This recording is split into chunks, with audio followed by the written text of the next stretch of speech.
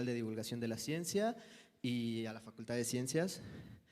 Antes de leerles la semblanza de la doctora, me gustaría comentarles unas medidas de seguridad, y es que nadie puede estar sentado en los pasillos, y me gustaría que ubicaran la salida de emergencia más cercana donde se encuentran.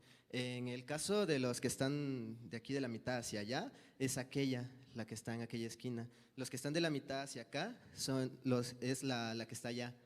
Y los que están arriba, la única salida que tienen es la que se encuentra hasta allá, hasta su izquierda.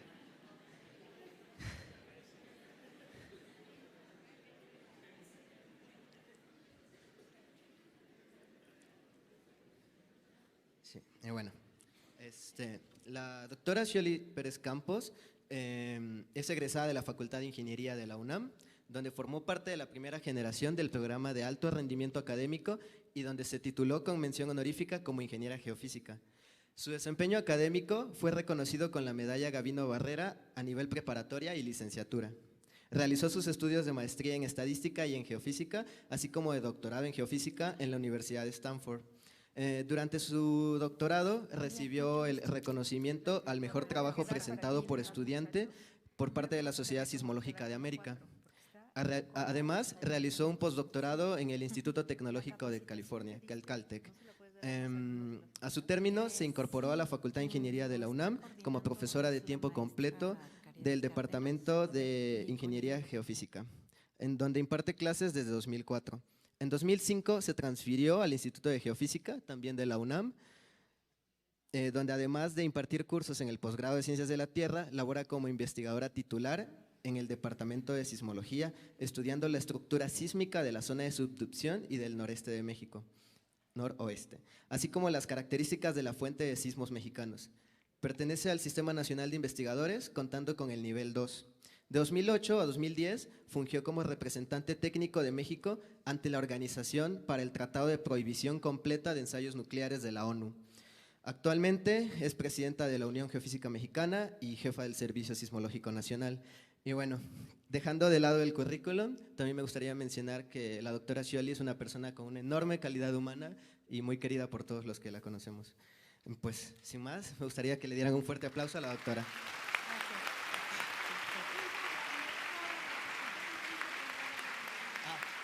También tenemos con nosotros a la directora de la Facultad de Ciencias. Sí, yo nada más le quiero dar la bienvenida, darles las gracias. Tenemos otro tanto de personas esperando entrar, ya les vamos a avisar cómo ver todo en streaming.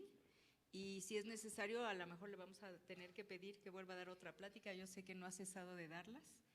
Para eso estamos. Pero sí es muy importante, yo les agradezco que estén aquí. Hay muchísimos mitos de qué es lo que pasó, muchísimas historias raras, y qué bueno que está aquí para explicarnos y que todos ustedes entiendan bien de qué se trata. ¿No se oye?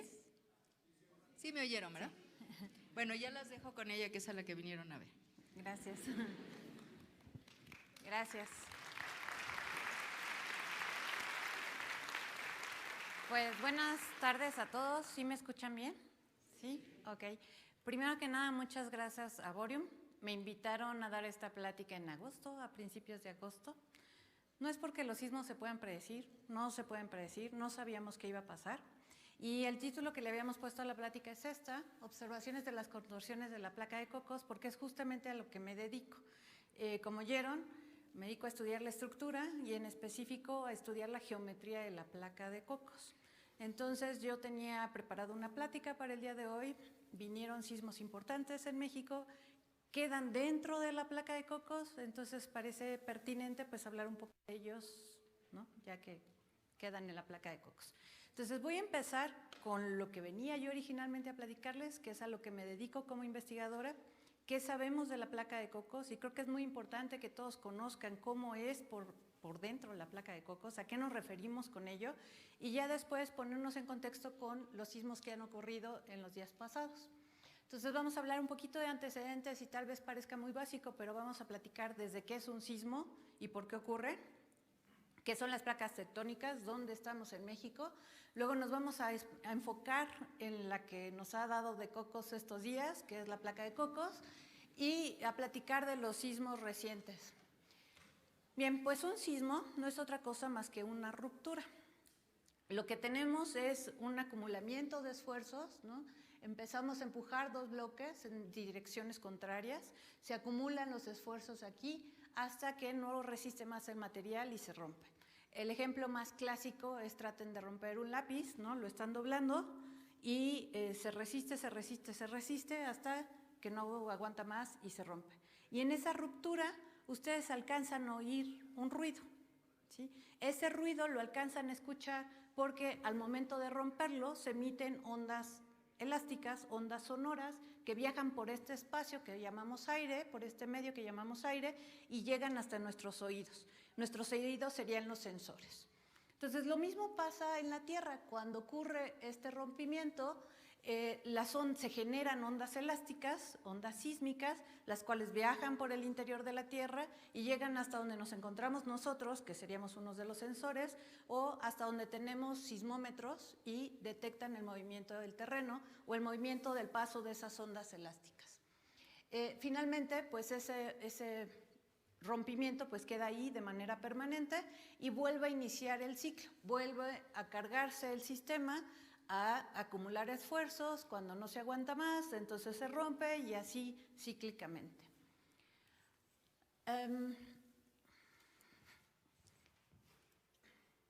Uy, no sé qué hice.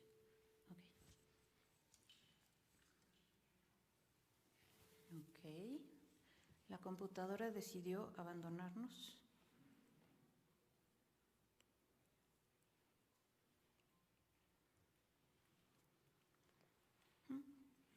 Completamente abandonados. Ok, vamos así. Ok.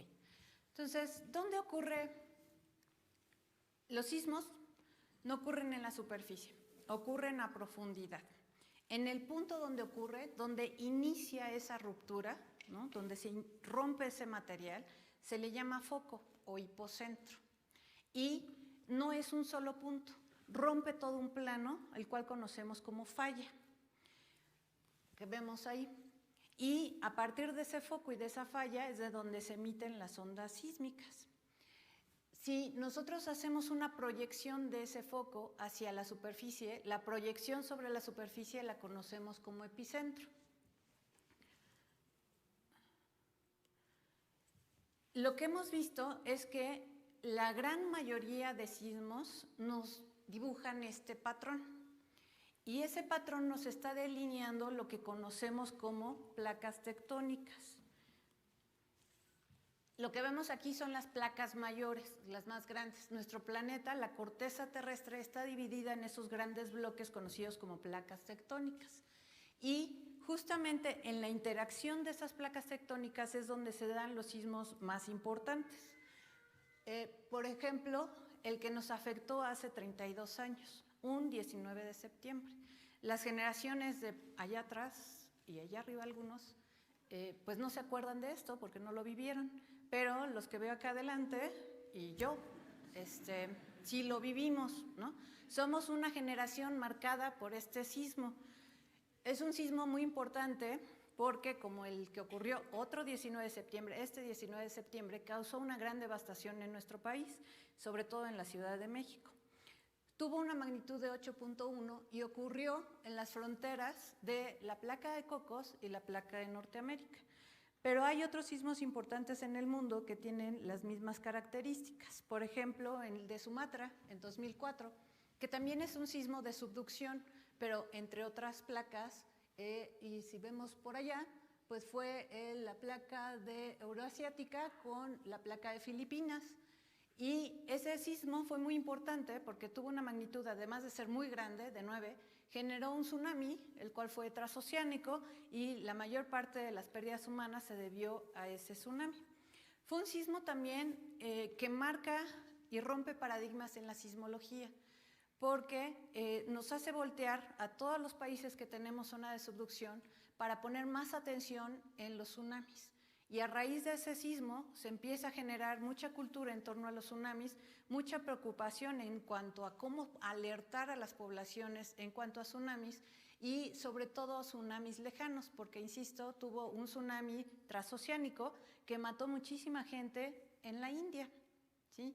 Si ellos hubieran tenido una alerta de tsunami transoceánico, muchas vidas se hubieran salvado. Hay otros sismos icónicos, como el otro reciente de Chile en 2010, magnitud 8.8, otro sismo de subducción. Aquí es la placa de Nazca metiéndose por debajo de la placa de Sudamérica. Y ese sismo es importante porque de pronto nos toca más cerca, en el continente, de una magnitud considerable y que nos hace voltear hacia nosotros mismos. Chile tiene un gran historial de sismos grandes. De hecho, es el país que ha registrado el sismo más grande en la historia, magnitud 9.5, ¿sí? en registro, también de subducción. Y otro sismo que rompe paradigmas es el sismo de Japón de 2011. Todos recordamos el famoso tsunami, la catástrofe con Fukushima, etcétera, pero para los sismólogos lo que ha sido importante es que es un sismo que rompe en la zona cercana a la trinchera, zona que se pensaba que no podía romperse. ¿Por qué? Si nosotros tenemos estos dos bloques en contacto y tenemos esfuerzos, pues solo lo que se va a romper es lo que está ahí bloqueado, ¿sí? Lo que se pensaba es que esta zona más cercana a la trinchera, que es donde se unen las dos placas en la superficie, se deslizaba sin problemas. Y ya después los esfuerzos se acomodaban acá abajo. Y entonces si eso pasaba, esto no tenía capacidad de romperse, no tenía un comportamiento frágil, ¿sí? Tenía un comportamiento más bien dúctil. Y entonces fluía sin ningún problema. Pero resulta que no, que lo que pasaba es que no había capacidad de visualizar con instrumentos esa zona cercana a la trinchera porque se encuentra a más de 200 kilómetros de la costa y toda nuestra instrumentación se encuentra tierra adentro. Entonces no se había visto que esa zona estaba bloqueada y que tenía la capacidad de ruptura. Nuevamente es un sismo que a todos los países que tenemos zona de subducción nos hace replantearnos cómo es nuestra zona de subducción cercana a la trinchera. Viene a romper todos nuestros paradigmas de qué es lo que se puede esperar en nuestra región. Bien, entonces vámonos a nuestro vecindario, vámonos a nuestro país. México se encuentra en este contexto con esas 5 placas tectónicas. La más grande y donde nos encontramos la gran mayoría del país es la placa de Norteamérica. La otra es placa de Pacífico, donde se encuentra la península de Baja California, y entonces hemos oído estas historias de que Baja California se está separando, ¿no? Y que tarde o temprano Disneylandia va a quedar ahí cerca de La Paz o una cosa así, ¿no? Y lo cual tienen toda la razón del mundo. La península se está separando desde hace 12 millones de años, ¿sí? Desde hace 12 millones de años, Los Cabos estaban pegados a Mazatlán, y les ha tomado 12 millones de años en llegar hasta donde está. Entonces, si se esperan un ratito, no necesitarán pasaporte ni visa, pero son millones de años, ¿sí? No se va a romper de un tirón, un jalón, un sismo de magnitud, ¿qué dicen? 10 o 12 o no sé qué números raros dicen. No se va a romper así. Lo está haciendo todos los días, se mueve, pero muy poquitito, ¿sí? Luego tenemos la placa de Rivera, que es la placa más joven, es la bebé, es bebé de Farallón, ¿no? Antes teníamos una gran placa, que era la placa de Farallón, esa se dividió y dio origen a Rivera y a Cocos, y la más chiquita es Rivera, que se está metiendo por debajo de Jalisco y Colima. Y ese contacto de placas, ese resultado de esa interacción entre Rivera y Norteamérica, ha dado origen a uno de los sismos más grandes que hemos registrado en México, uno de magnitud 8.2 en esa región, ¿sí? En las costas de Colima, Jalisco. Tenemos la placa del Caribe, acá al sur, y esa le toca a los chiapanecos y la parte de Centroamérica estar sobre esa placa, y la placa de Cocos, que insisto, es hay una tienda, ¿no? No quiero hacer el comercial, pero saben de cuál estoy hablando, de petacas. ¿No? ¿Nunca han ido al centro? ¿Son muy jóvenes? Las de Miguel, ¿no? Ok, entonces los de mi generación para arriba entienden mi chiste. Los que no, dense una vuelta al centro buscando esa tienda de petacas, ¿no? El coco de todos los petaqueros. Ok, entonces nuestro coco es la placa de Cocos, ¿sí? Esa placa de cocos que está interactuando con Norteamérica. Bien, ¿cómo interactúan las placas? Pues hay 3 tipos de interacción. Veíamos o vemos allí que la placa de Pacífico está en contacto con la de Rivera y de Cocos. Algo está pasando en esa interacción. Lo que está pasando es que las placas se están separando, pero no es que se separen ni quede un hoyo y podamos ir al centro de la Tierra. No, eso no pasa, ¿sí? Por más que Julio Verne quería llevarnos, no pasa. Lo que pasa es que ahí está saliendo material nuevo y formando piso oceánico nuevo, se está formando nuevo material, ¿sí? Y sigue creciendo nuestro piso oceánico y nuestras placas de coco y de pacíficos y se sigue moviendo lateralmente. Esa es la interacción entre esas placas. Tenemos otro tipo de interacción que es lateral, como lo que platicamos hace rato entre Pacífico y Norteamérica y que la península se está separando, sí, lo está haciendo de manera lateral. También Caribe con Norteamérica tienen un movimiento lateral. Y la otra, que es la que nos da más lata, que es la subducción, que quiere decir una placa se está metiendo por debajo de otra. ¿Por qué se meten? Bueno, pues porque las placas oceánicas son más densas, su material es más pesado que el material de las placas continentales. Entonces, ¿quién se va a hundir? Pues la placa más densa, ¿sí? Entonces, esa se mete por debajo de la placa de Norteamérica. Vamos a poner este videíto, a ver si se ve bien, para ver qué es lo que pasa, ¿sí? Entonces, ahí tenemos nuestra placa oceánica metiéndose por debajo de la placa continental. Hay una zona que dice zona asegurada, que es esa zona donde está bloqueada, que no se pueden separar, no se pueden mover. Vemos que hay una deformación en la placa superficial, ¿sí? Se sigue deformando hasta que, ¡pum!, viene el sismo. Eso es un sismo, ¿sí? Y entonces hay un regreso, estamos hablando de materiales elásticos también, que regresan a su forma original. Claro que no tan original, ¿no? Hay algo de daño, pero eso es lo que pasa. Y esto es cíclico. Entonces, bueno, ¿qué sí sabemos de los sismos? Es que donde ha habido un sismo grande, puede haber otro sismo grande. Eso sí lo sabemos, ¿sí? Entonces, vámonos ahora a lo que es la geometría de la placa. ¿Por qué es tan importante conocer la geometría de la placa? Bueno, uno, porque pues eso es lo que me da artículos, ¿verdad? Y me permite estar en el SNI y esas cosas. Pero ya en serio, para lo que me sirve es para poder entender todas estas cosas. Si yo conozco la geometría de la placa, yo puedo entender cuáles son los esfuerzos en la corteza, en esta placa de Norteamérica. ¿Por qué el vulcanismo que se presenta en el centro de México tiene la composición geoquímica que tiene? ¿Por qué tiene la variabilidad temporal que se ha presentado? ¿Por qué la sismicidad se presenta donde se presenta y con el tamaño que se presenta y por qué no se presenta donde no se presenta? ¿Y por qué hay otros fenómenos sísmicos que están asociados a este comportamiento de la geometría, ¿sí? Y la otra es poder entender cómo se está moviendo por dentro el manto y está haciendo que estas placas se muevan y migren y nos generen todas estas cosas. Entonces, pues sí resulta importante y desde mi punto de vista, pues apasionante, ¿no? Si no, no me dedicaría a esto. Entonces, lo que ven aquí en puntitos de colores es toda la sismicidad hasta hace algunos años que hice esta figura.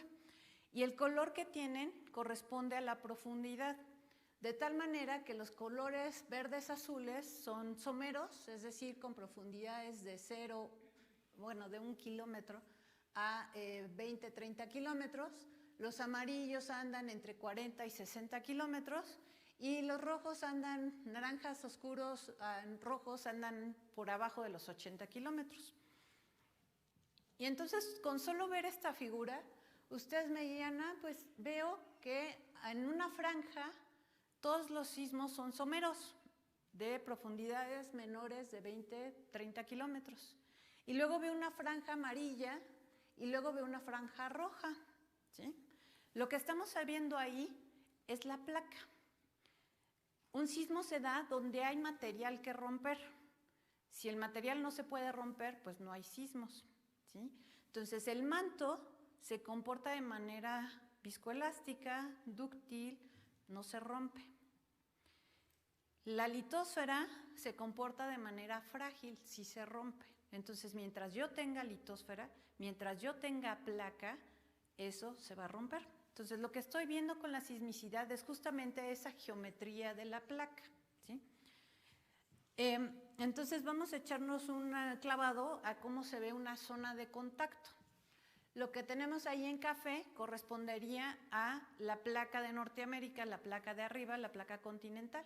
Y lo que vemos en morado correspondería a la placa oceánica que se está metiendo. Y en la superficie lo que vemos sería la zona de contacto. Las zonas rojas, las manchas esas rojas, me indican zonas que se quedan trabadas, atoradas, donde se va a acumular el esfuerzo y se va a convertir eso en sismos importantes. Lo verde quiere decir que pues, se mueve solito, ¿no? Cuando se mueve el rojo, pues ya nada más termina de empujar lo de al lado. Lo rosa se comporta igual, más bien fluye de manera fácil, y lo que surge después del sismo del 2004 es esa zona azul donde antes se pensaba que fluía y ahora tiene el potencial de estar bloqueado. Y si está bloqueado, puede producir sismos que generan tsunamis importantes, ¿sí? Así está. Y luego se ven unas manchitas pequeñitas, ¿sí? Y esas manchitas pequeñitas son zonas que pueden estar trabadas también, pero que me van a generar sismitos chiquitos, ¿sí? Entonces serían sismitos de 4, de 3, de 2, de 1, de 0, menos 1, etc. Sí, hay sismos de 0, menos 1, porque es una escala logarítmica.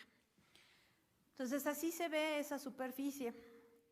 Ahora, si yo hago un corte y ahora veo de lado las placas, lo que veo ahí es una geometría no muy común en las placas, sino es una geometría que ahorita les voy a contar sobre el centro de México. Gracias. Perdón. Que sería esta que se ve como horizontal. Entonces vemos aquí la placa de Cocos, correspondería a la placa de Cocos, y acá la placa de Norteamérica. Estos sismos de contacto, de subducción o interplaca estarían aquí, en el contacto entre las dos placas. Mientras que tenemos otro tipo de sismicidad que va a ocurrir acá, dentro de la placa, ¿sí? ¿Por qué ocurre? Pues imaginen que tienen el brazo aquí colgando, lo jalan, ¿no? ¿Y qué le va a pasar eventualmente? Aquí está atorado, ¿sí? Este no lo muevo, aquí está atorado, y este lo sigo jalando. ¿Qué le va a pasar a mi brazo? Crack, ¿no? Se va a romper. No se me va a caer, se va a romper aquí adentro, ¿sí? Se va a fisurar, se va a fracturar, como ustedes quieran, depende de qué tan fuerte haya estado el jalón. Eso le pasa a la placa, ¿sí? En su interior se va a romper porque esta placa está en esfuerzo, y aquí pues sería similar a lo que le está pasando al lápiz cuando lo doblo, ¿sí? Estoy haciéndole la flexión y generándole esfuerzos. Entonces, bueno, con eso, ya que sabemos cómo se ve por dentro la placa, ahora regresemos a cómo estudiamos nosotros esa geometría. Lo primero que nos parece obvio es con la sismicidad. Ya vimos que la sismicidad me está diciendo, me está delineando por dónde está pasando la placa. Entonces, eso hicieron en el 95 Pardo y Suárez. Este es uno de los primeros trabajos que delinea esa geometría. Entonces, vemos aquí la placa de Cocos metiéndose, la placa de Rivera metiéndose, y acá la placa de Norteamérica moviéndose en esta dirección. Y estas curvas de nivel nos están indicando dónde quedaría, de una interpretación basada en los hipocentros, en la sismicidad ahí observada, dónde quedaría el techo de la placa de Cocos, ¿sí? Serían esas curvas de nivel. Entonces me dirían que aquí la placa de Rivera pues se ve inclinada más o menos como unos 20 y tantos grados, que acá es una inclinación más suave, y que acá en el sur otra vez tiene una inclinación un poquito más pronunciada, ¿sí? Entonces, lo que vieron ellos es que la geometría de la placa de Cocos variaba de norte a sur. Y además había otra cosa muy curiosa, que era esto, que nuestros volcanes activos están alineados de esta manera, ¿sí? Dentro de la faja volcánica transmexicana, así se llama. En general, cuando estamos en una zona de subducción, que está alineada con la costa del continente, los volcanes también están alineados con la costa del continente. Pero en este caso no están alineadas, nuestra costa viene para acá y la faja va para allá, ¿sí? Esta es la trinchera, que es donde se unen las dos placas y no es paralela a la faja volcánica. Entonces eso era una observación muy peculiar para México, hasta que se vio estas curvas de nivel. Resulta que corresponde la profundidad de la placa con la posición del vulcanismo, ¿sí? Los volcanes se dan cuando se tienen las condiciones de temperatura y presión para que se generen los fundidos en la placa y sube este magma y me genere volcanes en la superficie. No se dan aleatoriamente. Y todo esto corresponde a las profundidades en donde la placa, el material de la placa, se puede fundir y generar vulcanismo. Entonces, lo que se ha visto de esta faja volcánica transmexicana es que en la composición de los magmas ha variado con el tiempo, ha tenido una progresión lateral, pero también ha tenido una progresión hacia el norte, ¿sí? Y esto lo han explicado algunos autores con el cambio en la geometría de la placa. Entonces, la placa de Cocos originalmente era toda así parejita, y después, hace algunos millones de años, algo le pasó, lo cual todavía estamos tratando de entender, que se sube y se pone horizontal, y eso empuja el vulcanismo del sur hacia el norte, y ahorita la placa, que está así, en el centro, se está regresando para acá, y eso está empujando el vulcanismo hacia el sur, ¿no? Y además, también resulta que, recuerdan que hace rato les dije que Farallón era el papá, y luego salió Rivera y Cocos. Cuando eso pasa, hubo rupturas en la placa que hacen que esta ruptura de Farallón se fue, ¿sí? Y esa ruptura hizo que hubiera una migración en la geoquímica de los magmas. Entonces, todo esto parece estar relacionado con esa geometría y la historia de la geometría de las placas. Entonces, como sismólogos, lo que queremos es delinear mejor esa geometría y entender y poderla correlacionar con las otras observaciones.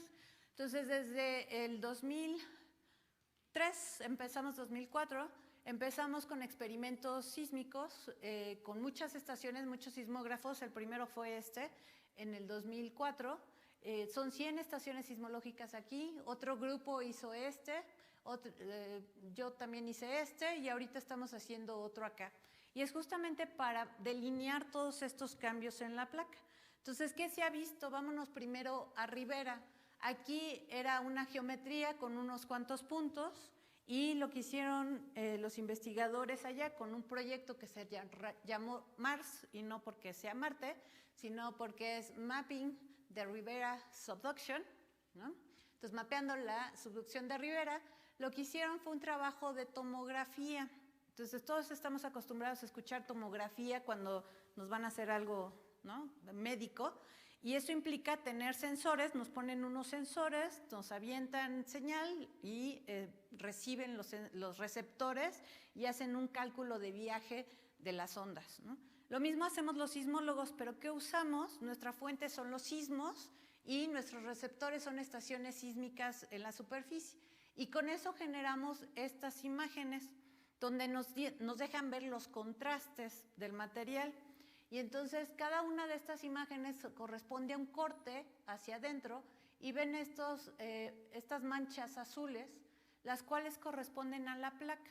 Entonces estamos realmente viendo a la placa ahí metida, ¿sí? Ese es Rivera, este es Cocos.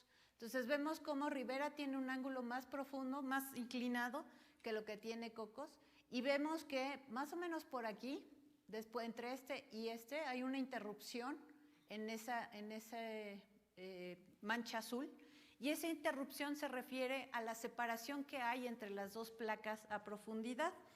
Y es súper interesante porque, pues, si hacemos un diagramita, los sismólogos no somos muy buenos dibujantes, pero esta sería la placa de Rivera, esta sería la placa de Cocos. Viéndola desde el interior del continente, se alcanza a ver esa separación entre ellas, y lo que es muy interesante es que coincide muy bien con el vulcanismo que se ve en esa zona.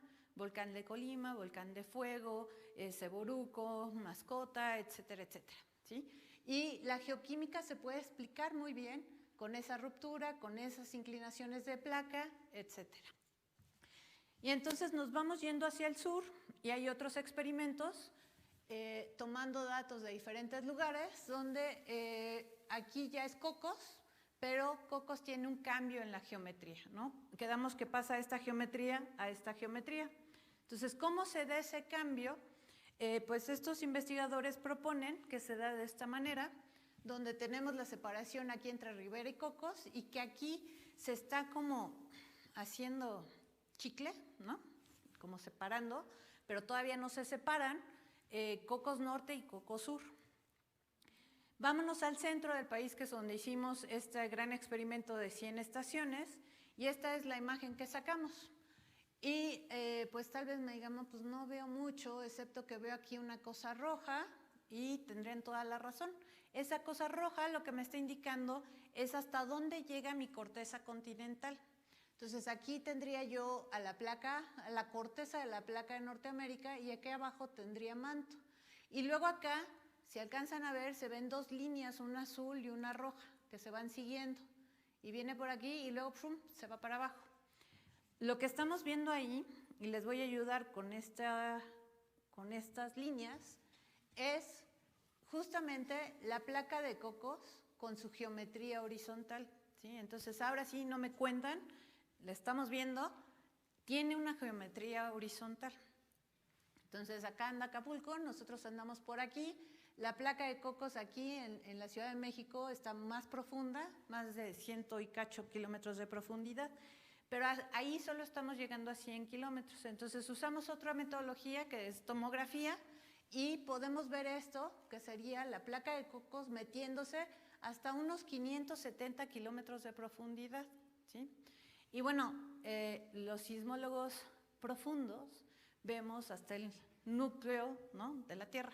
Yo soy medio intermedia, me quedo en estas zonas, como a 700 kilómetros de profundidad. Bien, entonces, pero después viene esa transición en la geometría. Y esto es algo que no me voy a saltar la transición y me voy a ir hasta el sur, hasta donde ya la conozco bien, que es justamente la zona del Istmo de Tehuantepec. Ahí tuvimos otro experimento, pusimos estaciones todo a lo largo de la carretera transísmica. Esta es la imagen que obtenemos y pues me van a decir, ahí sí no veo nada, ¿no? De hecho, mis colegas dicen que es como, no saben bien si es un Miró o un Picasso o algo así, porque no se ve nada, pero en realidad sí lo vemos, quienes nos dedicamos a esto sí lo vemos. Y hay que hacer algo de procesamiento con la imagen. Lo que se ve aquí es justamente la pareja de azul-rojo, donde me está indicando que por ahí pasa mi placa de Cocos y que tiene esta inclinación, que por aquí está mi corteza continental, aquí está Mojo, la discontinuidad de Mojorovics, y que en esta zona tendría mis sismos de contacto. Y para referencia, pues el sismo del 7 de septiembre, que ya lo vamos a ver más adelante, ocurre como por aquí más o menos, ¿sí?, dentro de la placa. Pero bueno, ya me fui al sur y me salté la transición, ¿no? Cómo cambia de esta zona que es horizontal a esta zona que es inclinada. Entonces, hay ya varios trabajos en eso, pero todavía estamos investigando, donde se ve que la transición se da aquí, ¿sí? Este estudio me dice que se da ahí. Sugieren que puede estar rota la placa, como en el norte, pero hay otros trabajos que dicen que no hay evidencia de que esté rota, porque hay otros fenómenos asociados. Entonces, una posibilidad es que se esté regresando la placa con diferentes velocidades. Y entonces, si ustedes tienen una placa así, estas van más rápido, esta va más lento en su regreso, pues esta se queda horizontal y estas, al jalarse, pues van a terminar rotas aquí, ¿sí? Entonces, esa es una de las hipótesis que está ahorita y que estamos tratando de comprobar. ¿Cómo lo estamos tratando de comprobar? Bueno, pues estamos poniendo un montón de estaciones aquí. Ahorita creo que ya llevamos como 40 puntos y esperamos seguir mapeando esa zona, pero es un trabajo que está en proceso. Entonces, bien, pues eso es como los sismólogos pueden ver adentro, ¿no? Y es gracias a los sismos que ocurren o en otras partes del mundo o sismos que ocurren en nuestro país. Entonces, ¿cómo obtenemos los datos? Ahora me voy a referir al Servicio Sismológico Nacional. Ahí recibimos los datos de 157 estaciones repartidas en todo el país, que provienen de estaciones que nosotros mismos operamos y estaciones que operan otras instituciones académicas, sobre todo. Con ellas lo que hacemos es rápidamente, de manera automática, detectar sismos que tienen magnitudes por arriba de 4. Los chiquitos los detectamos, los calculamos, pero los reportamos más lentito. Pero si automáticamente se determina que el sismo tiene una magnitud por arriba de 4, inmediatamente se publica en nuestras redes sociales, las cuales debo decir que últimamente adquirieron mucha popularidad. Esta ya era popular, pero esta no era tan popular y de pronto nos volvimos muy populares. No sé por qué. Y a la par de esos sistemas automáticos hay un analista 24 horas del día, 7 días de la semana, no es el mismo, son varios que se están rotando y están revisando toda la información que está llegando para hacer una revisión de la localización y la magnitud. Entonces, después de que salió este preliminar, ellos hacen la revisión y una vez que estamos seguros de que esos valores de localización y magnitud son los adecuados, lo publicamos, ¿sí? Vienen más revisiones, se incorporan más datos de otras estaciones que a lo mejor en ese momento no se recibieron por algún problema de comunicación o porque la estación no tenía luz o porque se cortó el dato en ese momento, lo que sea. Vienen más revisiones, esas ya no las publicamos a la población porque se mueve ya bien poquito el epicentro. Lo que ya no cambia es la magnitud, esa ya es un valor muy robusto. Entonces viene y se hacen esas revisiones y se publican. En el 2016 se reportaron 15,460 sismos en el año. Y si ustedes revisan las estadísticas anuales del servicio, pues resulta que se reportaron más, ¿no? Que en 2015 fueron como 10,000 y cacho. Entonces, la pregunta lógica es, ¿está temblando más? ¿Sí? La respuesta es no. Lo que estamos haciendo año con año es añadir más estaciones. ¿Sí? Seguramente los que están afuera no nos pueden escuchar. ¿Sí? Entonces, es lo mismo. Si no estamos cerca de quien está hablando, pues a veces ni siquiera entendemos. A veces lo oímos, pero no entendemos. Y a veces ni nos enteramos nada, ¿sí? Es lo mismo con los sismos. Necesitamos tener las estaciones cerca de donde está temblando para los sismos chiquitos. Para los sismos grandotes no, esos se ven re bien en todo el mundo. No hay problema. Pero los chiquitos no. Y hay muchísimo más chiquitos. La proporción es a 10. Si yo tengo un sismo de magnitud 5, tengo 10 de magnitud 4, tengo 100 de magnitud 3, tengo 1000 de magnitud 2, etcétera, ¿sí? Entonces, la cantidad de sismos chiquitos es bastante. ¿Cómo vamos este año? Pues hemos sido bastante productivos, ¿no? Se han añadido muy pocas estaciones este año, si no mal recuerdo solo han sido 2 que se han incorporado, pero ya llevamos hasta hace un ratito 15,547 sismos reportados. Es decir, ya llegamos a lo mismo que el año pasado. Y aquí sí está temblando más. ¿Por qué? Porque lo que tenemos es una secuencia de réplicas de un sismo importante, ¿sí?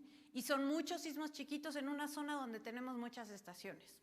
Entonces sí, estamos viendo más sismicidad. Vámonos con los sismos grandes. Este mapa lo que nos muestra son los sismos desde 1900 de magnitud de 6, al menos de 6, ¿sí? En el mapa hay 302 sismos de magnitud al menos de 6. Eso quiere decir, son sismos que fueron percibidos en una región más o menos considerable, ¿sí? Pero, bueno, de esos, 218 fueron de magnitudes entre 6 y 7. 81 fueron de magnitudes entre 7 y 8. ¿Sí? Sí, tiembla mucho en México y sismos grandes. 3 han tenido magnitudes arriba de 8. A ustedes, la mayoría, ya les tocó experimentar uno. A nosotros ya nos tocó experimentar 2, a mi abuelo ya le tocó 3, ¿sí? Mi abuelo es del 20 y algo, del 20, ¿sí? Entonces le tocó. En el mundo, ¿cómo estamos con respecto al mundo? Me van a decir, es que en México tiembla bastante. No, pues en el mundo, nada más agarré la estadística de 8, porque si me pongo más chiquitos, los números son muy grandes. Ha habido, desde 1905, 93 sismos de magnitud 8. ¿Sí? ¿Por qué no nos enteramos? Porque no nos afecta. ¿Por qué no nos enterábamos hace algunos años? Porque no había tanta comunicación, no había redes sociales, ¿no? ¿Cuáles son esos sismos importantes en México? Bien, el primero, ¿no? El más reciente. El segundo, 1932, que ya les comenté. 1985, 19 de septiembre, magnitud 8.1 de ondas superficiales, 8 magnitud de momento. En las costas de Colima, magnitud 8, 1995. Es debatible porque el primer cálculo de la magnitud es 7.8, pero una revisión con magnitud de ondas superficiales es 8. ¿Sí? Entonces estoy diciendo números de magnitudes que son diferentes. Es que hay diferentes metodologías para calcular la magnitud. Depende del dato que se use, del pedacito de onda sísmica que se analice, depende si lo estoy haciendo con estaciones cercanas, estaciones lejanas, etcétera, etcétera, etcétera. Entonces, hay fácil 20 formas de calcular la magnitud y estas pueden darnos números diferentes. Y para el sismólogo es importante, si nos están dando números diferentes, me puede indicar algo sobre el comportamiento en la fuente, es decir, donde se originó el sismo. ¿Sí? Cuando todos son iguales, pues no es que sea un sismo común y corriente, pero no tiene esas particularidades. ¿Sí? Entonces sí pueden tener números diferentes, aunque no tan diferentes. Bien, ¿qué pasó? Lo puse al revés. El 19 de septiembre. El 19 de septiembre tuvimos un sismo aquí en el centro del país con magnitud 7.1 y fue un sismo a una profundidad de 57 kilómetros. Fue un sismo intraplaca, es decir, ocurrió dentro de la placa. ¿Sí? Y lo que yo quería enseñarles ahí no era el del 19 de septiembre, era el de 7 de septiembre. Entonces, el de 7 de septiembre también fue un sismo intraplaca. También ocurrió dentro de la placa de Cocos. ¿Sí? También ocurre aquí en esta placa que se está subduciendo. Este es el mecanismo focal del sismo. Esto que nosotros usamos los sismólogos se llama pelotas de playa. ¿Sí? Parece una pelota de playa un poquito deforme en este caso, pero lo que nos está diciendo es cómo se rompió el material y en qué dirección se movió. Y a esto lo conocemos como una falla normal o un mecanismo normal. Y no es porque haya fallas anormales y sismos anormales y fallas normales, no. Se llaman así porque tengo dos bloques y uno baja y el otro sube y el que baja es el que está arriba, entonces eso es normal, ¿no? Lo que baja sube, lo de arriba baja. Pero hay otro mecanismo que hace lo contrario, que lo que está arriba sube, eso no suena muy normal, se llama inverso. Y eso es lo que ocurre con los sismos de contacto o de subducción, tienen un mecanismo inverso. Estos intraplaca, por lo general, tienen un mecanismo que llamamos normal. Bien, ese gran sismo de 8.2 que ocurre en las costas del Golfo de Tehuantepec sucede aquí. Y lo que vemos aquí, todos estos puntitos, son las réplicas son 4 días de réplicas y solamente eran 482 réplicas. De hecho, deben ser menos, deben ser cuando mucho 2 días de réplicas. ¿Sí? Y son 482 réplicas localizables y cuya magnitud se pudo calcular.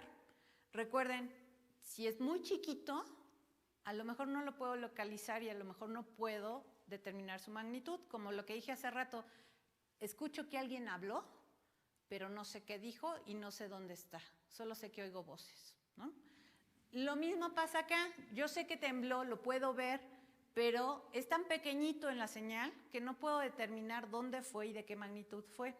Entonces, ahorita llevamos un conteo de más de 5,000 réplicas para este evento. Muchas de ellas no se han podido localizar porque son muy pequeñitas. Estas, que son de los primeros días, iban en unas magnitudes entre 2.8 y 6.1, que había sido la más grande hasta ese momento. Lo que es muy interesante, como sismólogo, es esto, esta alineación, ¿sí? Las réplicas lo que hacen es, o se deben al reacomodo de los esfuerzos en la falla. Y entonces cuando nosotros mapeamos las réplicas, lo que estamos mapeando es justamente la falla, dónde se rompió, ese plano de falla. Entonces este está muy interesante porque nos está dando esa alineación y ese plano. Y hubo otra réplica más de 6.1, unos días después, el sábado pasado, ¿no? El 23 de septiembre, que también nos agarró así con todo el susto del mundo, y también es otra réplica de ese sismo. Entonces llevamos 2 réplicas grandes de 6.1. Ese es el corte a profundidad, ¿sí? Ahora ya estamos acostumbrados a ver estos cortes después de este rato platicando. Entonces tengo la placa de Norteamérica, la placa de Cocos subduciendo. Lo que ven en negro es la sismicidad de fondo, es la sismicidad que ha ocurrido en esa zona hasta antes del gran sismo. Entonces sí, era una zona donde ya temblaba, ¿sí? Toda la costa del Pacífico es una zona donde ya tiembla. Ocurre del 7 de septiembre, vemos sus réplicas aquí en rojo, ocurre, y también estas otras en rojo, y el del 23 de septiembre que se ubica por acá. Bien, ahora sí, el que sí quería, el del 19 de septiembre, que ocurre acá en el centro, y ocurre a una distancia de 120 kilómetros de la Ciudad de México, pero a una distancia pues casi de 600 kilómetros de ¿sí? Los dos son sismos intraplaca, los dos ocurren dentro de la placa de Cocos, los dos ocurren a profundidades aproximadas de 57, 58 kilómetros por ahí, ¿sí? Son profundidades muy parecidas, pero no tienen ninguna relación, ¿sí? Y no es que queramos decir no tienen relación y punto, no. Hay grupos de sismólogos estudiando si hay relación o no entre ellos. ¿Cómo? Cuando sucede hay un cambio de esfuerzos en toda la región y entonces puede favorecer la ocurrencia de fallas o la puede desfavorecer, ¿sí? Si yo empujo para allá, pues no, ustedes se van a mover en este sentido, no se van a mover en este sentido, ¿sí? Entonces yo estaré favoreciendo todo lo que se mueve en este sentido, pero desfavoreciendo lo que se mueve en este sentido. Entonces ese es el tipo de análisis que se hace y que se están haciendo. Y hasta ahorita lo que se ha visto es que estos dos no tienen nada que ver. También hay otro tipo de mecanismos para relacionar sismos que ocurren muy cercanos en el tiempo. Y es más bien un disparo dinámico, ¿sí? Pero eso ocurre muy rápido después de este sismo grande. Ocurre 12 días después. Dinámicamente ya no es posible, ¿sí? Entonces, hasta ahorita, todos los análisis que se han hecho apuntan a que estos dos son eventos independientes y que fue una mera casualidad y peor casualidad que haya ocurrido el 19 de septiembre, ¿no? O sea, además. Bien, ese es el mecanismo y así es como se ven. Esta es la placa de Cocos vista por dentro. Esta es una figura que me pasó el doctor Leonardo Ramírez. Él está trabajando en la modelación justamente del sismo del 19 de septiembre. Y lo que vemos aquí ubicaríamos el sismo del 85 sobre la superficie de la placa.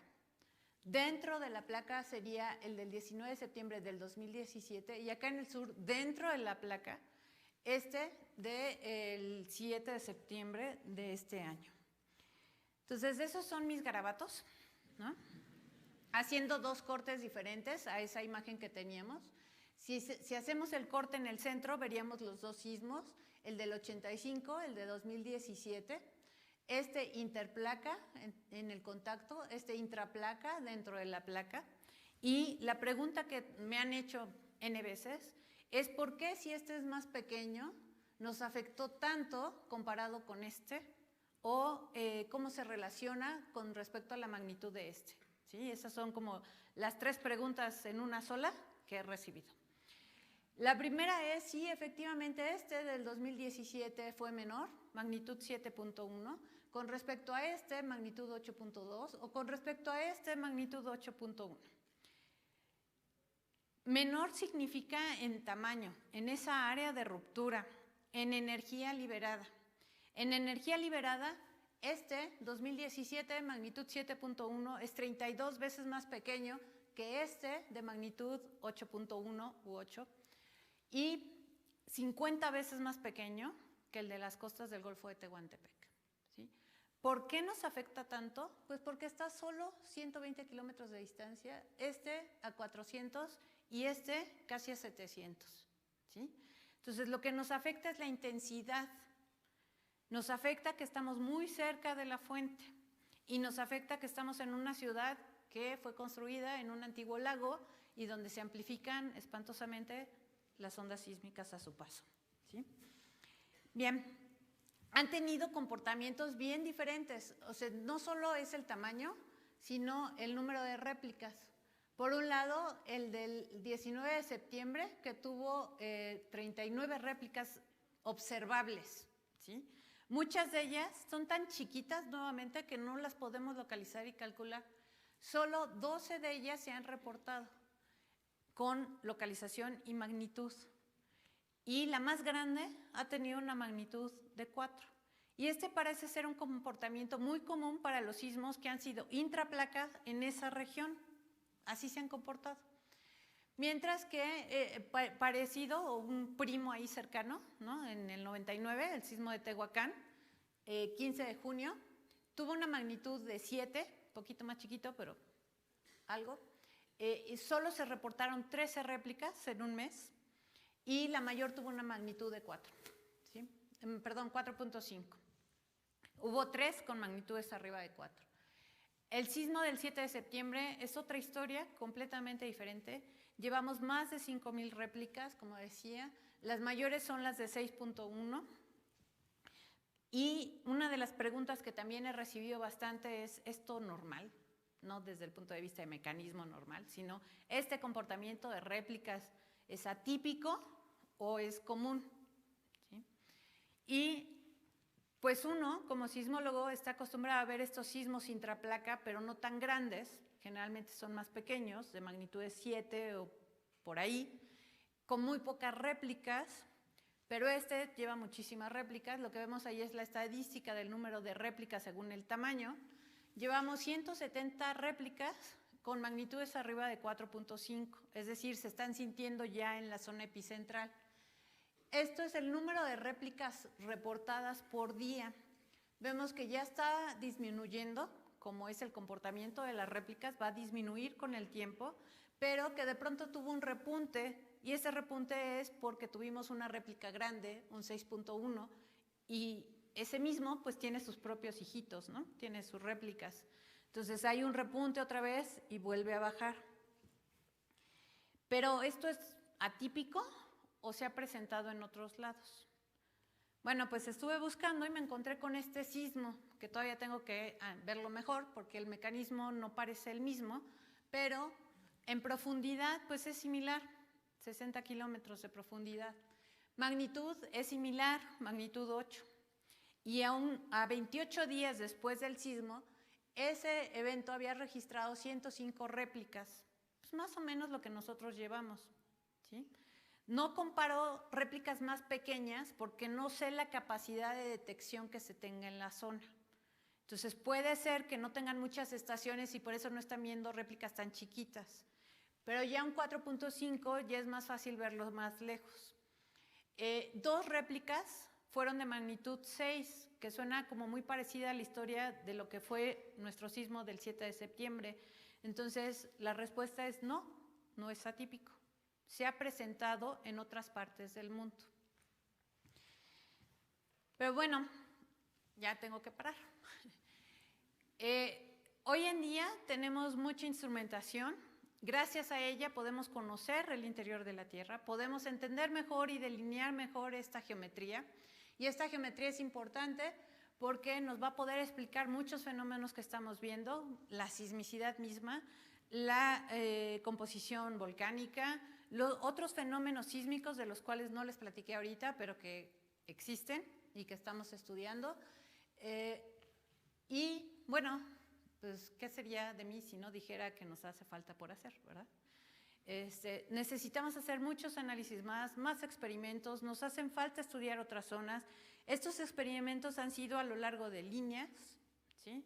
O en zonas muy específicas. No está mapeado toda la placa, entonces necesitamos mapear toda la placa. Y bueno, con estos sismos recientes vienen preguntas. A mí me empieza a surgir una pregunta fundamental. ¿Por qué si estos dos sismos son intraplaca con profundidades similares, se están comportando tan diferente? ¿Es solo su tamaño? Porque uno es muy grandote y el otro no tanto. ¿O tiene relación con la geometría de la placa? ¿Sí? Y si tiene relación con la geometría de la placa, ya justifiqué toda mi investigación. Y si no, pues también quiero entenderlo, ¿sí? Y poder dar una explicación por qué esos comportamientos son diferentes. ¿Es solo el tamaño o hay otros factores involucrados, ¿no? Y como siempre digo al final de mis pláticas, pues no se pierdan el próximo episodio porque hay que estudiar más. Y gracias.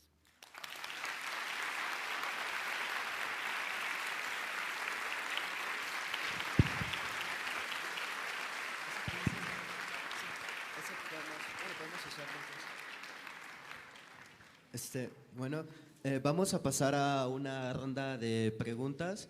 Entonces, ¿quién dice yo? Aquí. Buenas tardes, doctora. Bueno, son dos preguntas, pero creo que pueden estar relacionadas.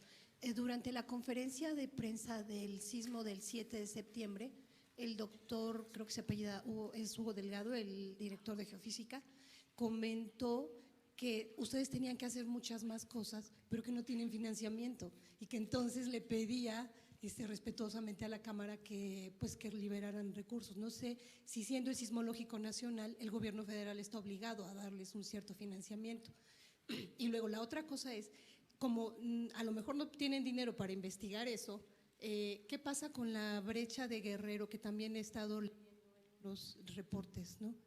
¿Esa es parte de la investigación que ustedes están interesados en continuar y para lo que quieren financiamiento? ¿O por qué es tan interesante la brecha de Guerrero? Ok, voy a empezar con la segunda, en lo que mi cerebro está pensando cómo responder la primera. La segunda, la brecha de Guerrero ha sido de gran interés desde antes del sismo del 85. Los sismólogos del Departamento de Sismología del Instituto de Geofísica han estado enfocados y estudiando la brecha de Guerrero para arriba, para abajo, por un lado, por el otro, desde antes del 85. Hoy en día hay un proyecto con la Agencia Internacional de Cooperación Internacional Japonesa, JICA, justo enfocado en la brecha de Guerrero. Entonces ahí lo que se está haciendo, de hecho ahora en noviembre se van a instalar sensores de fondo marino, justamente para estudiar lo que comentaba yo hace un momento. No sabemos si la zona cercana a la trinchera, cómo se está comportando. Y la única forma de estudiarlo con mejor resolución es poniendo instrumentos de fondo marino.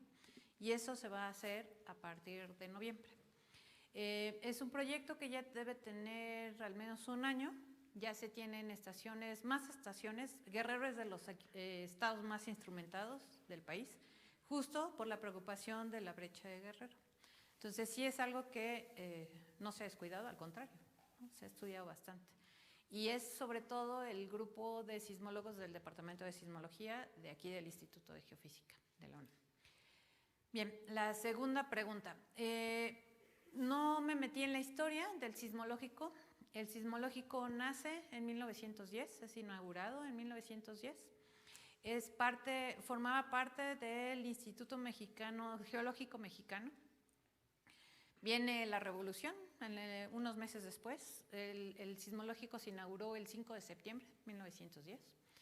Viene la revolución, se paran todos los planes de instalación de estaciones, se logran instalar algunos con todo y revolución en marcha. Y en el 29 se le da a la UNAM la autonomía, a la Universidad Nacional la autonomía, y con ello se le encargan muchas cosas, ¿no? Entre ellas el Instituto Geológico Mexicano y el Servicio Sismológico Nacional.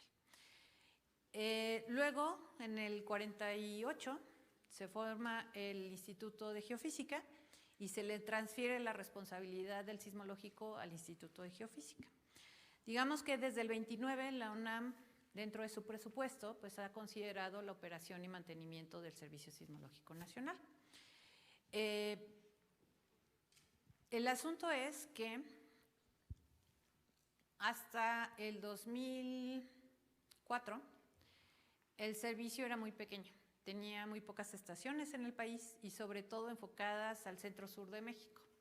Es a partir de entonces que se forma un proyecto a nivel gobierno que se llama Red Sísmica Mexicana y empiezan a venir recursos de parte del gobierno para formar esa Red Sísmica Mexicana. Empieza a haber una colaboración e intercambio de otras instituciones con el Servicio Sismológico Nacional, se intercambian datos y empieza a crecer el número de estaciones en el país y empieza a tener una cobertura nacional. Eso por un lado pues está muy padre porque tenemos más estaciones, podemos ver sismos más pequeños en toda la República y seguimos creciendo, pero vienen otras complicaciones. Por ejemplo, ¿quién va a las estaciones que están de punta a punta del país? Y pues el dinero que cuesta mantener toda esa infraestructura. Supongo que los de aquí de casa habrán visto que tenemos un nuevo edificio, el cual también viene de recursos de proyectos con el gobierno y de recursos de la UNAM. Y pues ese equipo nuevo, le hacía falta esa renovación en términos de sistemas, pero pues todo equipo requiere mantenimiento, ¿no? Vimos que ha aumentado el número de sismos que se registran año con año y pues hasta hace 2 años teníamos 2 analistas, ¿no? Y nosotros operamos 24/7 y pasamos de unos cuantos sismos, de hecho hasta hace algunos años había días que se reportaba un sismo al día. Este año estamos en promedio en 40 sismos al día y ahorita que estamos en réplicas estamos reportando hasta 300 sismos al día, ¿sí? Entonces, ¿cuántos analistas se necesitan para generar todo ese trabajo? Eso implica plazas, ¿no? Entonces, sí llega un momento en el que la pregunta es ¿hasta dónde la UNAM va a ser capaz de sostener este crecimiento que queremos y necesitamos crecer más? A nivel nacional les mostraba yo el mapa de estaciones, entonces hay estaciones donde todavía hay huecos y si ocurre un sismo pequeño no lo podemos registrar. Afortunadamente el gobierno escuchó esto hace unos años y se preocupó y nos dijo, díganos qué se necesita, ¿sí? Entonces, bueno, lo primero que se necesita son los fierros, es poner las estaciones. Bien, eso ya viene, ¿sí? El proyecto ya está, ya se arrancó. Pronto llenaremos de estaciones el país, no tantas, pero sí suficientes como para decir que tenemos una buena cobertura. ¿Pero qué va a implicar eso? Los analistas me ven con una cara de terror, ¿no? Porque, decía yo, por cada sismo de 4 hay 10 de 3, y si ahora tengo la capacidad de detectarlos, pues el trabajo no aumenta linealmente, ¿sí? Entonces, eso es un problema. Los técnicos de campo también me ven con terror, porque pues si antes tenían que salir y pasan 2/3 partes del año fuera de sus casas, pues imaginen ahora, ¿sí? Entonces, el asunto es, sí se van a requerir muchos recursos y personal para sostener ese crecimiento. La UNAM estoy segura que hará un gran esfuerzo y ahorita sí hay la conciencia en el gobierno para hacerlo. Bueno, ¿tenemos otra pregunta? Sí, son 2 preguntas regresando al tema. Una es el del 7, parece que estar en la esquinita de la placa de Caribe también. Esa no tiene nada que ver. Esa es la primera pregunta. Y la segunda es si el calentamiento global tiene que ver con la velocidad de desplazamiento de las placas. Bien, la primera pregunta, en realidad, la figura que viene ahí en la presentación sobre el límite de la placa del Caribe, pues estaba con puntitos porque en realidad no sabemos dónde está. ¿Sí? Hay mucho debate científico todavía de por dónde está pasando ese límite de placas. Entonces, podría ser que donde se rompió, en proyección a superficie, realmente estamos cerca de ese límite entre Norteamérica y Caribe. Sin embargo, ese límite no tuvo nada que ver con el sismo del 7 de septiembre, porque el sismo ocurrió dentro de la placa de Cocos. No tuvo nada que ver con las placas corticales, ni con Norteamérica, ni con Caribe, no importa dónde se encuentre su límite. ¿Sí? Luego, con respecto al cambio climático, el cambio climático, superficie para arriba, no nos afecta a profundidad. A muy poquito de profundidad, y estoy llamando unos centímetros de profundidad, lo que domina es el calor del interior. No, la isoterma no se modifica por lo que pasa en el exterior. Es muy poco de espesor lo que realmente se ve modificado por los cambios de temperatura del exterior. Lo que domina el movimiento de las placas es justamente la dinámica en el manto. Y esa dinámica en el manto se modifica en términos de millones de años.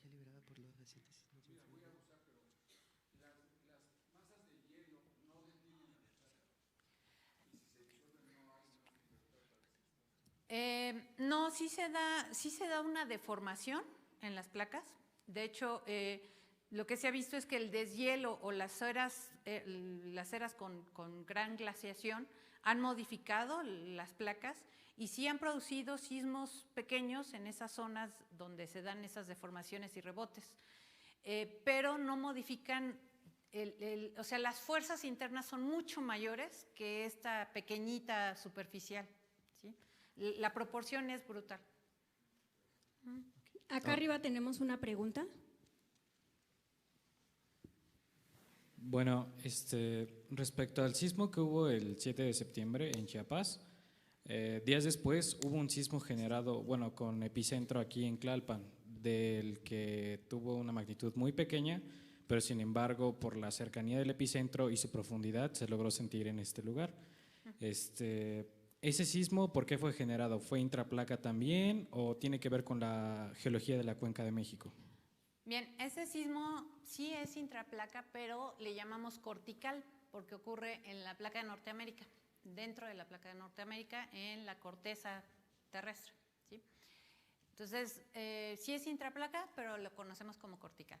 Se da porque en todo lo que es la cuenca, alrededor de la cuenca, tenemos fallas que se están moviendo también y que a veces falta un pequeño empujoncito para que estas se muevan. Son fallas pequeñas, por lo tanto generan sismos pequeños, que hemos llegado a tener de magnitudes hasta 4 en la zona del Valle de México. ¿Por qué se dio en específico ese sismo? Bueno, pues tiene que haber la preexistencia de una falla, no se da nada más porque sí. Y lo que sí se está investigando es la relación que hubo entre el sismo del 7 de septiembre y este pequeñito. Ha habido varios, hay zonas en Hidalgo, hubo otro unos días después en el Valle de Teotihuacán, hay otros en el centro de México, y lo que se está analizando es lo que hace rato comentaba de un disparo dinámico. Entonces esto se está revisando y pues no son análisis que se hagan en unos cuantos días, ¿no? Toma bastante modelo para tener la respuesta final. Entonces ahorita de primera mano pues sí sugiere que hay una relación, pero hasta no comprobarlo yo no me atrevo a afirmarlo. Sí, bueno, yo tengo una duda respecto a los rumores de que se abrió una falla geológica en Puebla. ¿Qué se puede saber más al respecto? Como dice la canción, ¿no? Son rumores, son rumores. Sí, son rumores. De hecho, he visto algunas fotografías, ¿no? Que se ven así como abierto. No son fallas.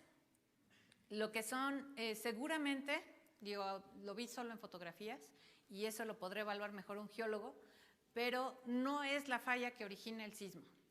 La falla que origina el sismo está a 50 kilómetros de profundidad, no genera ninguna expresión en superficie. Lo que a lo mejor estamos viendo en superficie es el efecto de las ondas sísmicas al pasar.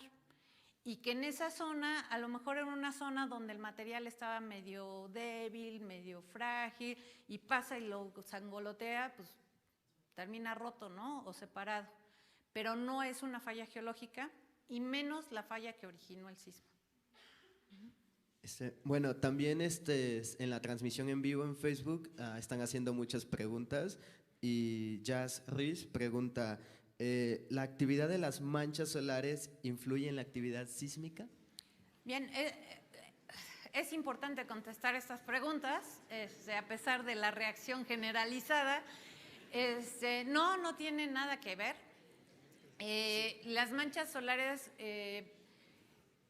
se ha visto que tienen cierta periodicidad, la cual no se ve en los sismos grandes, ¿no? Y como decían por ahí, y solo en México pasa, no, analizamos la sismicidad de todo el mundo y no la afecta.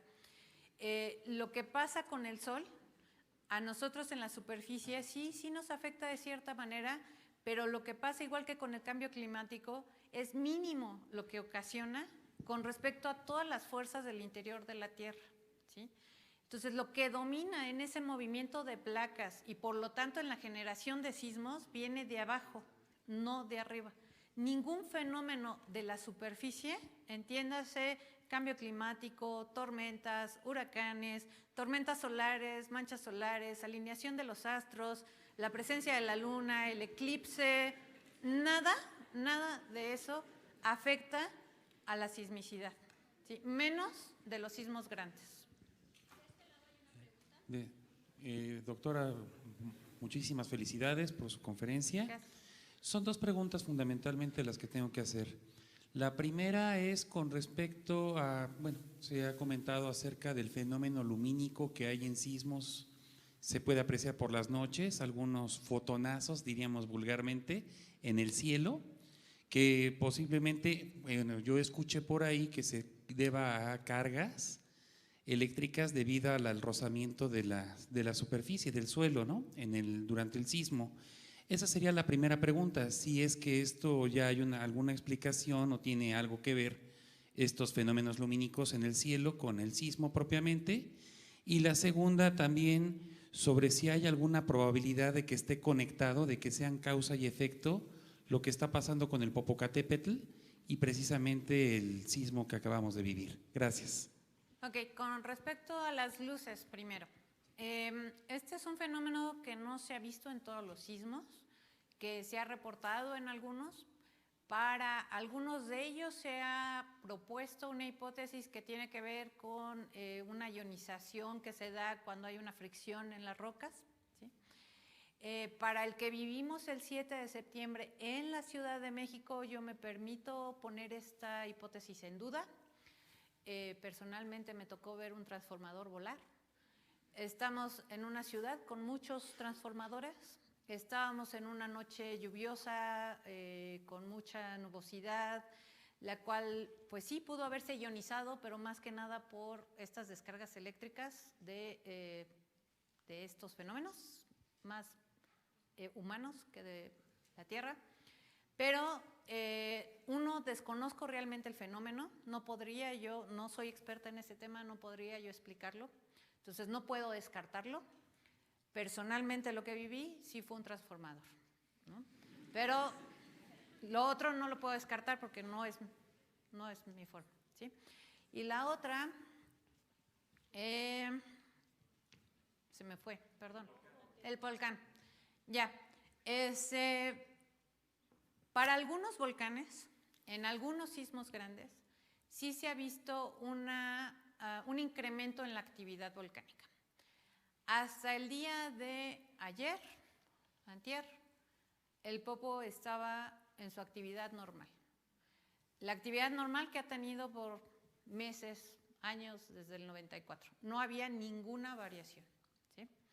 Ayer, hoy en la mañana, perdón, pero ya no sé en qué día vivo, hubo una explosión, pero tampoco se ve anómala o sea, no se ve que haya habido un incremento como lo hubo, porque sí lo hubo en el 99.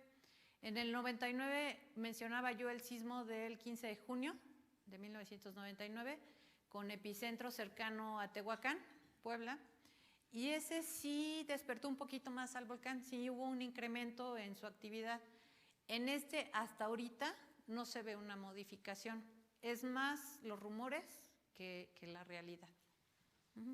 Y nada más para que quede el registro, para estos temas consulten el CENAPRED, Centro Nacional de Prevención de Desastres. Ellos hacen un monitoreo muy cercano, 24/7, del volcán.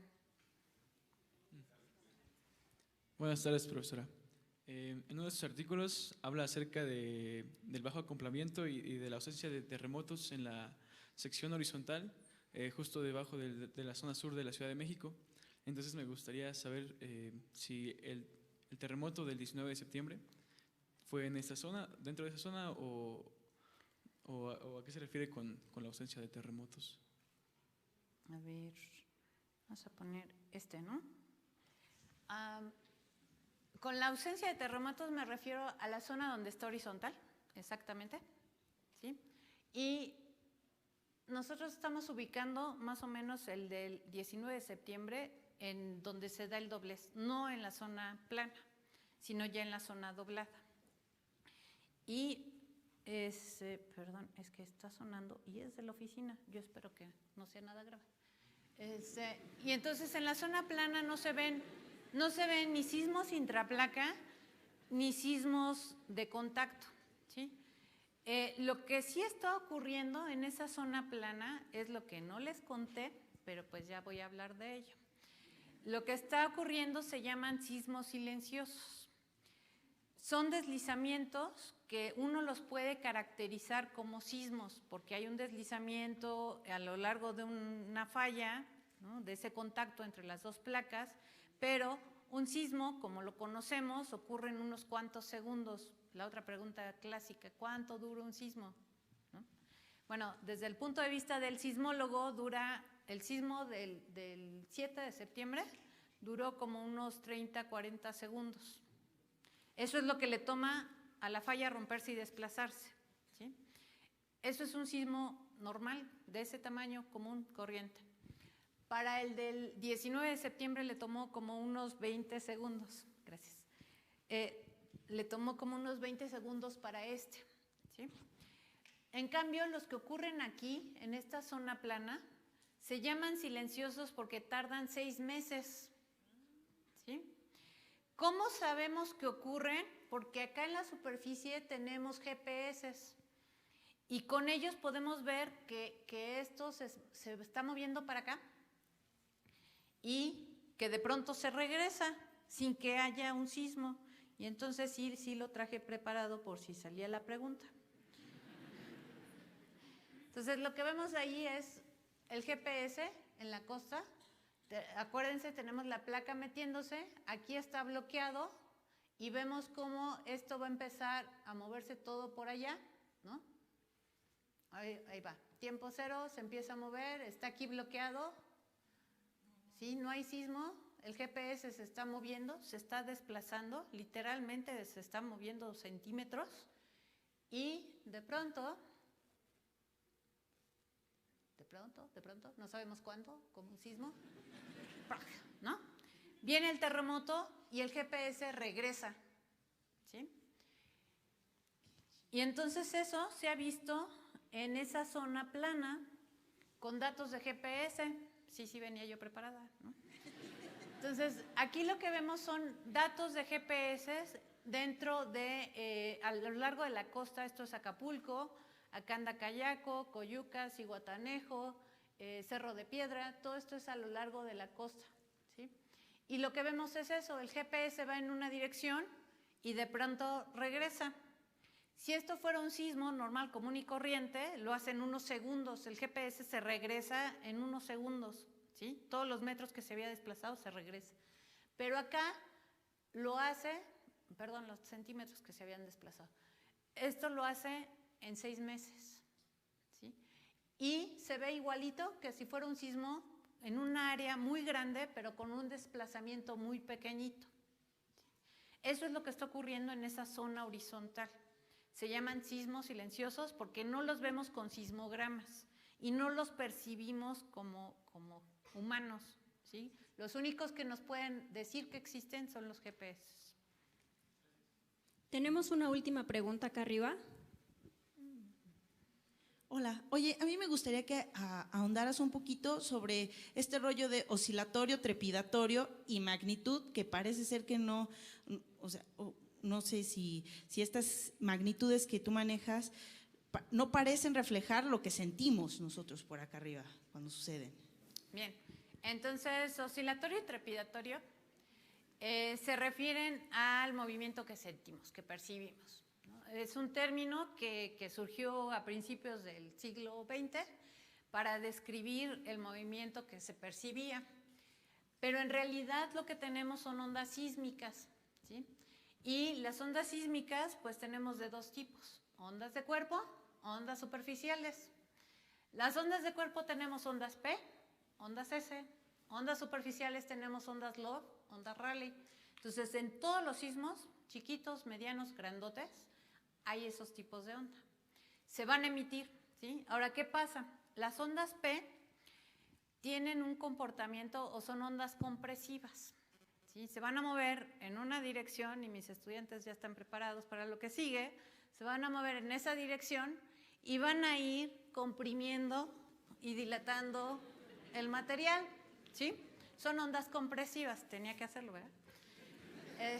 En cambio, las ondas S son ondas de corte, son ondas tangenciales, ondas de cizalla.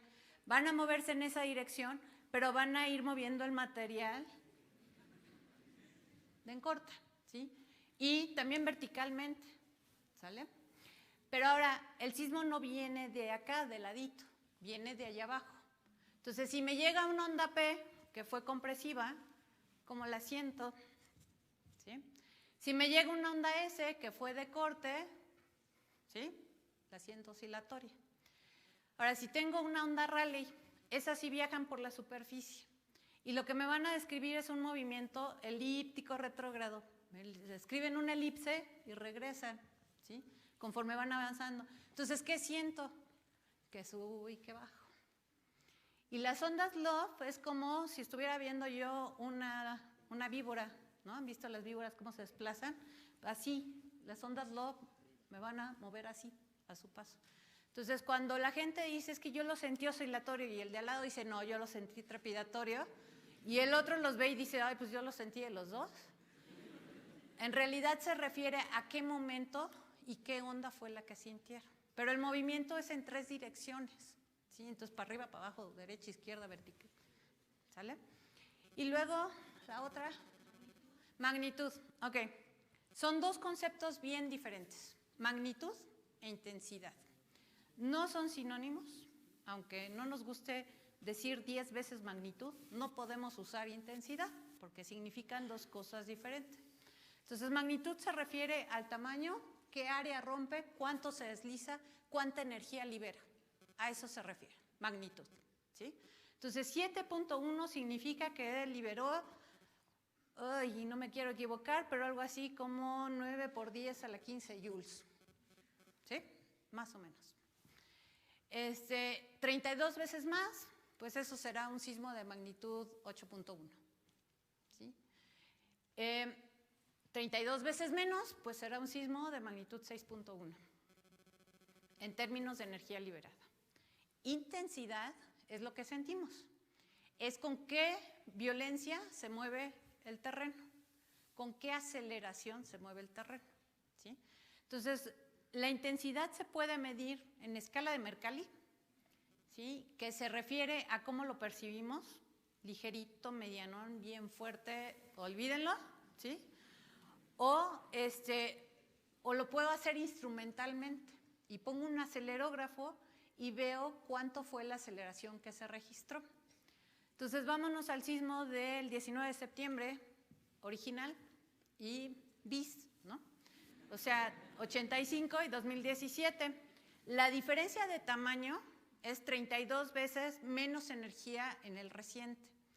pero lo sentimos horrible, ¿no? Si nos tocó aquí en Seúl, en el 4º piso, lo sentimos espantoso. Y quienes vivieron el del 85 en Seúl me van a decir, no lo sentí tan feo, ¿no? Y tienen toda la razón del mundo. El acelerómetro instalado aquí en Seúl para el sismo del 85 registró una aceleración de aproximadamente 30 centímetros por segundo al cuadrado. El de este año registró 58 centímetros sobre segundo al cuadrado, ¿sí? Esta proporción no es la misma en la ciudad. Cada sitio fue diferente, más o menos, ¿sí? Pero sí lo sentimos más intenso. La intensidad depende de varios aspectos. Uno, qué tan cerca o qué tan lejos estoy de la fuente. Mientras más cerca, más rudo lo siento, ¿sí? Entonces, si nosotros lo sentimos feo, imagínense nuestros compatriotas de Morelos o Puebla, ¿sí? Lo sintieron espantoso, ¿sale? Por supuesto, tiene que ver con la magnitud. Mientras más grande el sismo, más violento, ¿sí? Más distancia para que yo lo pueda percibir fuerte. Para referencia, para el sismo de 8.2 del 7 de septiembre, en las costas de Oaxaca alcanzaron aceleraciones de 500 centímetros por segundo al cuadrado, ¿sí? Lo que vivimos el 19 de septiembre, nada que ver, ¿sale? Y lo otro, uno esperaría que estando a las distancias que nos encontramos de las costas, y eso ocurre en la mayor parte del mundo, aquí pasaran los sismos y nosotros así como, se movió, ¿no? Pero no, o sea, se mueve espantoso. Y eso se debe a las condiciones locales.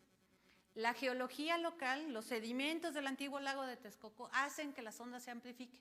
Eso se llama efecto de sitio.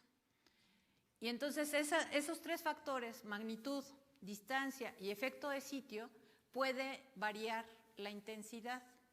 Y no se siente igual en la Ciudad de México, en la zona de Lomas, que nosotros aquí en Seúl estamos en zona de Lomas, que en la zona del lago, que sería Cuauhtémoc, Condesa, Roma, o que la zona de transición, donde para este sismo en particular es donde se dieron la mayor parte de los daños. Entiéndase Tasqueña, Tlalpan, ¿no? Y todos los demás daños que se den, ¿sí? Entonces, no es lo mismo el concepto, no es lo mismo magnitud que intensidad. Bueno, con eso finalizamos la ronda de preguntas. Felicidades por venir a informarse de primera mano, porque la doctora Scioli es la principal referencia de sismología en México. Queremos agradecerle y entregarle un reconocimiento. Aquí está el reconocimiento.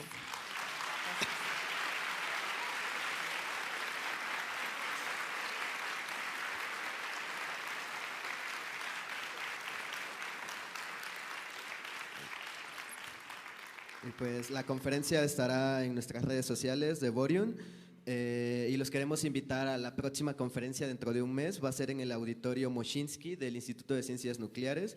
Va a estar la escritora Marta Riva Palacio hablando sobre la literatura en las ciencias espaciales. Esperamos también puedan asistir. Sí caben menos. Sí, caben menos. Bueno, muchas gracias a todos y que tengan una excelente tarde.